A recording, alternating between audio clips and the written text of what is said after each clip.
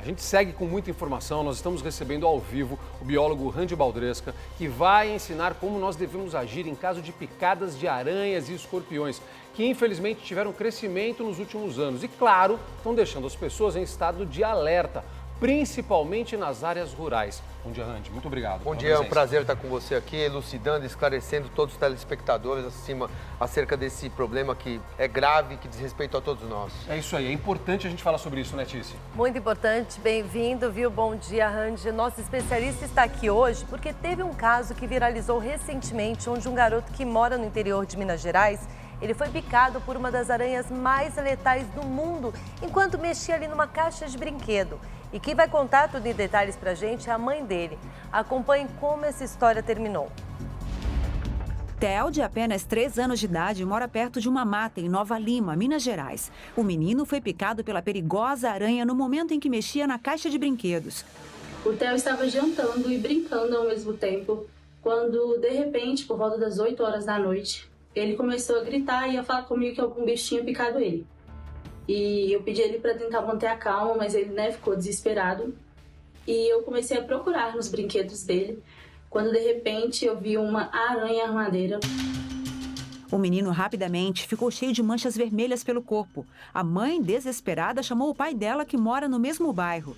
E aí meu pai conseguiu fazer a captura da aranha de forma segura, para a gente poder tentar ver qual aranha era e o que a gente devia fazer. A criança foi socorrida de imediato. Mas ele ficava assim com o dedinho apontado para cima o tempo todo, falando que estava doendo.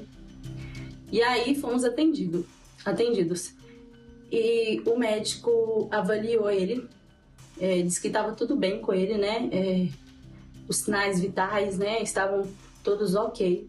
E disse que como o Theo estava bem, não tinha necessidade, né, de tomar o soro. Ele só receitou um remédio antialérgico e um remédio para dor. O caso aconteceu em janeiro, mas viralizou agora, após a mãe postar esse vídeo da captura da aranha para alertar outros pais. Já foram mais de 2 milhões de visualizações. Uma proporção enorme, né, que eu não esperava. E eu fico muito feliz com isso, porque realmente o intuito é alertar outras pessoas, principalmente pessoas que têm, famílias que têm criança, né? A aranha armadeira é uma das mais venenosas do mundo. A picada dela pode inclusive levar à morte. Esse tipo de aranha é encontrado principalmente em ambientes úmidos e escuros, além de se acomodar também em plantas como a bromélia e a palmeira. Para finalizar, né, eu não poderia deixar de trazer o Theo aqui para dar um oi para vocês e para mostrar também que tá tudo bem com ele, graças a Deus ficou tudo bem. E é isso, Theo, dá um oi. Oi, pessoal!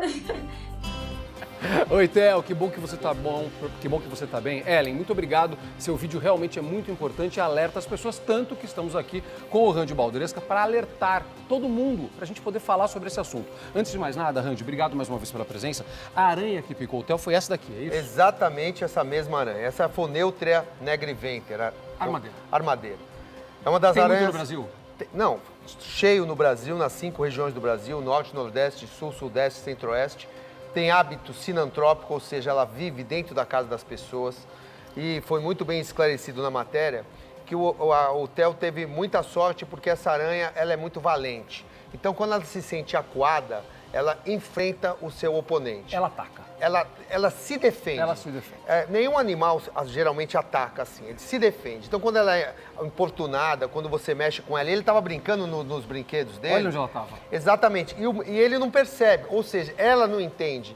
E aí, quando você mexe com ela perto, ela pode efetuar a picada, que foi o que aconteceu nesse caso do Theo. Tá, a gente viu que a mãe foi lá, pegou a aranha. O que é importante a gente fazer? Vamos lá, aconteceu o acidente. Sim. Aconteceu, infelizmente aconteceu. O que a gente tem que fazer? Porque a gente pensa, eu tenho que levar a aranha embora para saber qual foi, eu não sei identificar. Sim. Mas ao mesmo tempo, às vezes você tem medo de chegar perto. Sim. O que você faz? Tira uma foto? O que a gente faz, Não, Randy? primeiramente a gente tem que observar os sintomas. Mesma coisa no caso dos escorpiões, por exemplo. Então, a dor é intensa, é uma dor terrível, dói muito.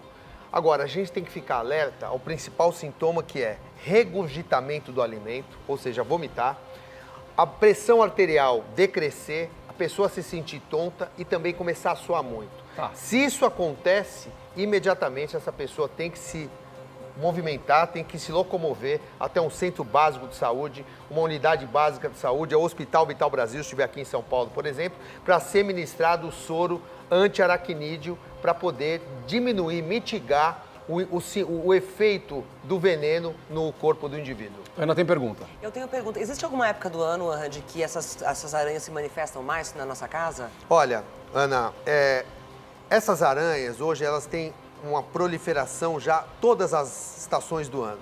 Isso se deve muito, principalmente, a esse acúmulo de chuvas, ao acúmulo de terrenos baldios, que você não tem a manutenção preventiva. As pessoas costumam deixar, até no caso do brinquedo, restos de material de construção, sacos de cimento, telhas, lenha para fogueira, principalmente agora que vai entrar outono e inverno. Então, o meu conselho sempre é não deixar esse material acumulado no fundo da residência. Também, esses animais procuram o seu principal alimento, que são as baratas. Então, não deixar a louça amanhecida do dia para a noite em cima da pia da cozinha. Você sempre fazer uma pré-avaliação nos brinquedos, em tapetes, carpetes, cortinas, chinelos, toalhas de rosto. Como eu falei, no caso dos escorpiões, assim, das aranhas, quanto mais próxima a picada, a ferroada for da cabeça e do coração, mais perigosa é o sintoma, é o veneno que vai agir, porque são órgãos vitais. Então, hoje, a gente não pode identificar uma estação do ano na qual elas são mais comuns. É o ano todo, a gente tem que ficar alerta, porque isso pode acontecer, de fato, durante todo o ano. Agora, Randy, se eu for picado, então, por uma aranha, como o Zucatelli estava falando, a gente pode tirar uma foto só e chegar no hospital, no especialista, posto de saúde, de repente mostrar essa foto e aí a pessoa já vai saber qual é o tipo de aranha que eu fui a picada? Uma diferença que a gente tem que falar também, que é importante eu citar, aquelas aranhas de jardim que fazem teia, pessoal, elas não são perigosas, Celso. Tice, essas aranhas que são aranhas grandes, a gente tem que tomar cuidado com as aranhas que não fazem teia, que se escondem, tais como a foneutra negra, aranha armadeira, a aranha caranguejeira e a aranha marrom, que pouca gente também se dá conta que é muito, mas muito perigosa. Ela é bem pequenininha. Olha o tamanho dela em comparação com as outras. E tem uma gravidade aqui porque não dói, é isso? Exatamente, Celso. A aranha marrom, Lexóceles, ela tem um hábito domiciliar, então ela fica em gavetas, em estantes, às vezes no controle remoto, e se você me permite, é importante eu sinalizar isso. No caso das outras, da aranha caranguejeira e da aranha armadeira, a picada é dolorosa. No caso da aranha marrom, não. Você não sente, você não percebe que foi picado. Depois vem as bolhas, não é? Isso. Aí passam-se alguns dias, você tem um edema, como se fosse uma espinha. Quando a gente vê uma espinha, o que a gente faz? Espreme. Espreme. É isso que você não deve fazer, porque aquele tecido está necrosado. Ela tem um poder na sua ferroada de necrópsia. Ela mata as células do tecido. Quando você espreme, a sua mão está contaminada, você introduz bactéria. Você está espalhando tudo ali. Aí você espreme e não sai nada. Você fala, não, é qualquer coisinha. Passam-se mais alguns dias, você tem aquele edema e você começa a perder o movimento do dedo, do pulso. E se isso não for diagnosticado a tempo, principalmente na região norte, nordeste e centro-oeste, você tem que amputar o dedo, amputar a mão. Agora, recentemente, na Praia Grande, no litoral, é verdade, tivemos um caso de uma pessoa que teve que amputar o dedo por causa que se esse efeito chega no osso, você não tem defesa. Tem que fazer. Randy, claro que a gente está falando de um assunto muito importante, as pessoas estão participando e chegou uma pergunta de telespectador. Vamos lá, deixa eu ver aqui. Traz um monitor mais perto aqui.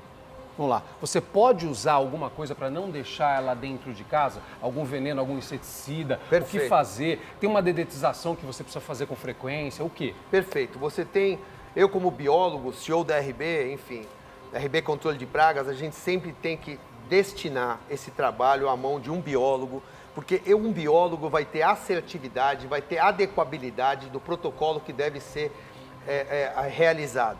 Essas aranhas, assim como as baratas, como os escorpiões, necessitam de um trabalho de ponta e de desinsetização, para livrar o ambiente dos insetos, dos possíveis aracnídeos que ali porventura possam estar.